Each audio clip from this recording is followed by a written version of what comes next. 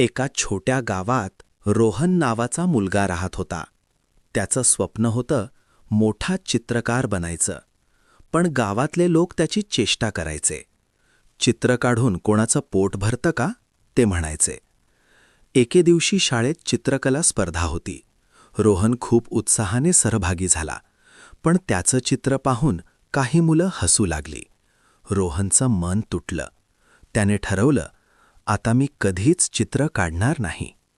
घरी आल्यावर त्याच्या आईने त्याचं चित्र पाहिलं आणि हसत म्हणाली, लोकांचं काम बोलणं असतं, पण तुझं काम स्वप्न पूर्ण करणं आहे. आईच्या शब्दांनी रोहनला धीर आला. तो रोज सराव करू लागला.